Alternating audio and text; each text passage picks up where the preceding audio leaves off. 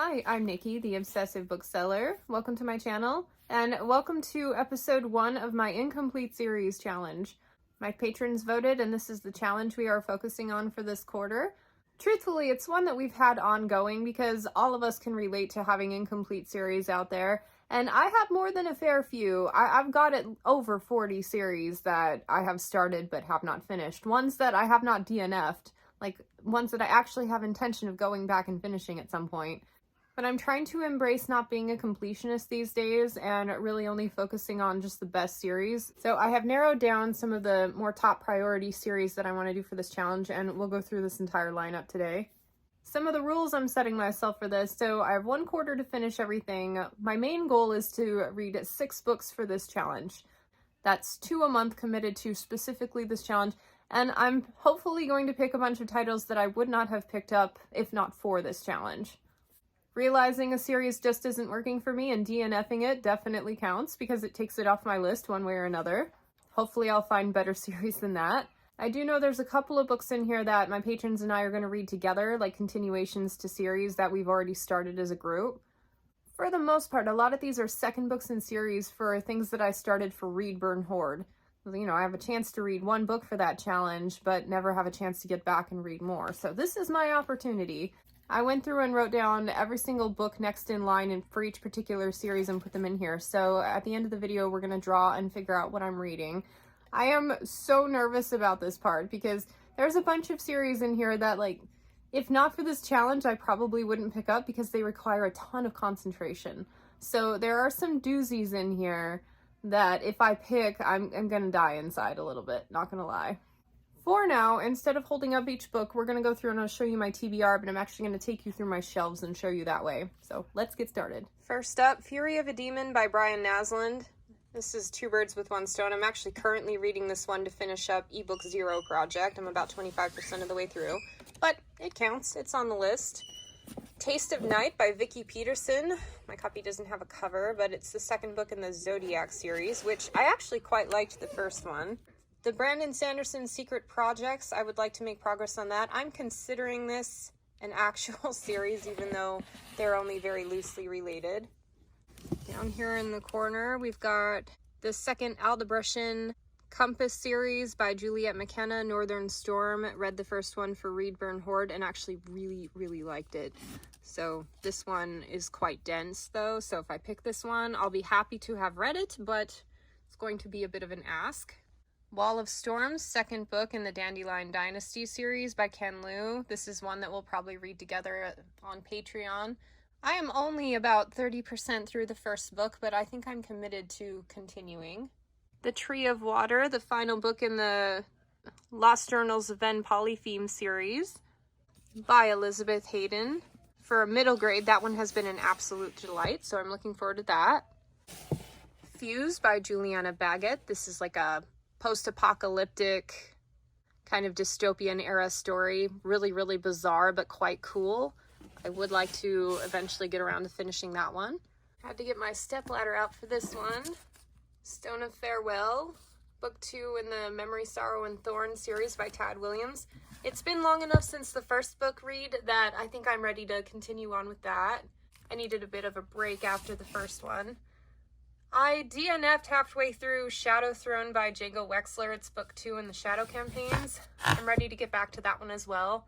I got fed up with some of the plot things in there, but I'm not feeling as sassy about it anymore. Children of Memory by Adrian Tchaikovsky. This is another one I'll probably read with my patron Dave. I've heard a lot of mixed reviews on that one, mostly negative, with the second half of the book being a bit convoluted, but whatever, I'm committed. Also need to continue the Shadow of the App series. This is book 5, The Scarab's Path. Charon's Claw, the Neverwinter Saga by R.A. Salvatore. I have been stalling on continuing Drizzt for such a long time that he's like, I don't know, 10 to 12 books ahead of me now. Blackfire Keep by Anthony Ryan. The most recent book just came out and I still haven't read this teeny tiny little novella over the course of an entire year. Don't judge me. I need to continue on with the Vlad Taltosh series by Stephen Bruce. I think we're on Tekla. Been reading it with some friends on Fantasy Buddy Reads, and yeah, if it gets picked, I actually need to commit to starting the next one. I probably should do that anyway. Sorry, Tammy. Cassiel's Servant by Jacqueline Carey. This is a standalone companion to the first book, Kushiel's Dart. Honestly, I'm already reading this one. I don't know if it'll make it its way into the challenge, but I'll definitely talk about it in a wrap-up. I need to continue The Magic Kingdoms of Landover, The Black Unicorn. It's book 2 in the series. Magic Claims, the second book in the Wilmington years, Kate Daniels.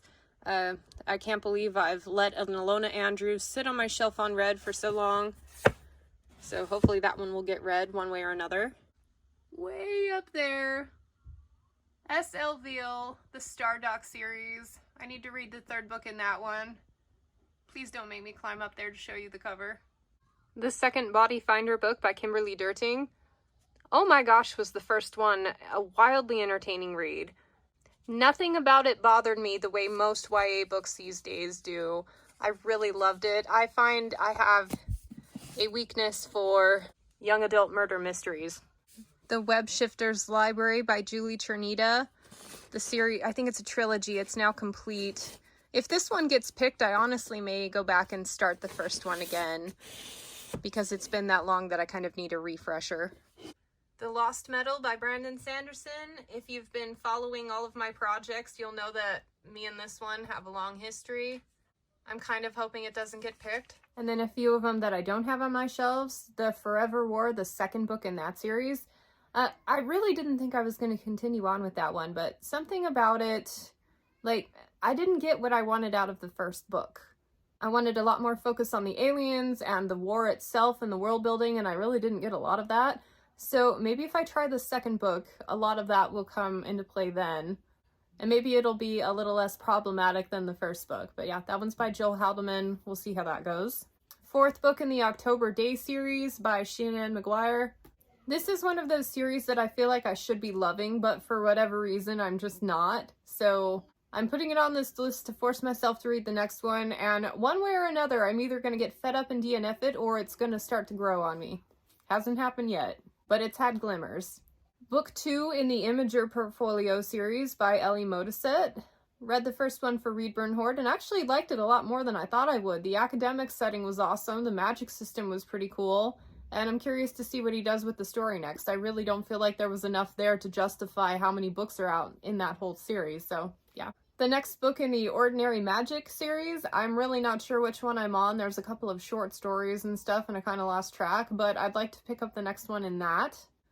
The world building is pretty fun. It's a town on the coast of Oregon, I think, where gods go to vacation and their powers don't work there for whatever reason.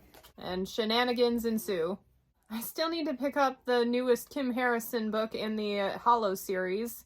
I actually owe the publisher a review for this one, but I got it like in the midst of all of my eye strain stuff, so I hadn't been able to pick it up. So if it got chosen for this challenge, that would be really helpful. I want to continue the Wheel of Time series, but I want to skip the Slog. I know that's like blasphemy for people who love that series, but I just finished book 5 a couple years ago, took a long break from it. I want to pick up book 10, Knife of Dreams, and just go from there. It amuses me a lot more than it should to skip books in a series because I feel like such a rebel. I don't do stuff like that. I'm such a completionist, but I think it would be, yeah, kind of fun. I might do summary reads of the books in between to figure out any major plot points, but then again, maybe I'll just consider it like a new series and like I'm jumping in with cold feet. Only I've got a bit of an advantage because I do know a little bit more about the characters. Next book in the Malazan series, which the only reason I'm including Malazan is because the next book in the Ultimate Reading Order is a novella. The Healthy Dead, Boshalane and Corbel Brooch. It's the last one of the set that I have of that duo. Yeah, if I tried to include an actual full-length Malazan, it would be the only book I read for the challenge. Looking forward to that one if it gets chosen. And then, speaking of Shanann McGuire, there's a new one coming out that I have an arc for that I need to get to, so hopefully that one gets picked too. I think it's called something like Mislaid in Parts Unknown. The cover has dinosaurs on it. I can't wait. So that's the lineup. Those are all the books I'm hoping to pick from. Some of them are ones I would have continued anyway, but a vast majority of them are ones that I would have to actually make time for to read. So hence this challenge is really good for me right now. So now it's time to pick, and like, it's funny. Why would I include books in here that I'm nervous that'll get chosen? Probably not the best idea, but it's part of the fun. All right, so Fuse by Juliana Baggett.